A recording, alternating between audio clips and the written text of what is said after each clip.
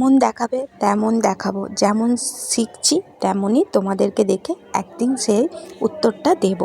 তো বন্ধুরা কেমন আছো? আশা করি ভালো আছো। আমি খুব ভালো আছি।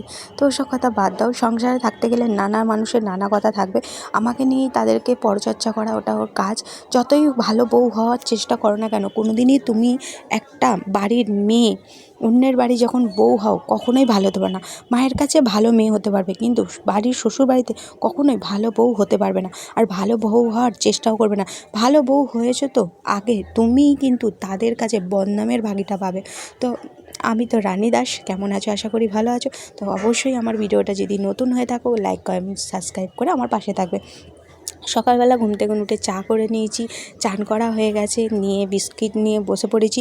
কাল থেকে প্রচণ্ড মাথার যন্ত্রণা হচ্ছে, দিয়ে তার জন্য চশমাটা পরে নিয়েছি, নিয়ে চা খেতে বসে গেছি। তো আমার ভিডিও তোমাদের কেমন লাগে অবশ্যই কমেন্ট করতে থাকবে না, আর একে অপরের পাশে থাকবে। আমার পাশে চ্যানেলটা সাবস্ক্রাইব করে আমাকে পাশে দেখে আমাকে একটু উৎসাহ দেবে যে নতুন নতুন ভিডিও দেখার জন্য।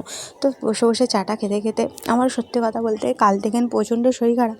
আমি কেন ভালো বউ হতে মানা করছি, এটা কারণ দেখো, তুমি যেকালে কোনো দিন কারোর উপকারে করে তোমার যখন অসুস্থ থাকো তুমি কারোর উপকার পাওনি, তাহলে ভালো বর হওয়ার দরকার আছে কি? আমার মতন তারা একমত অবশ্যই কমেন্ট করবে।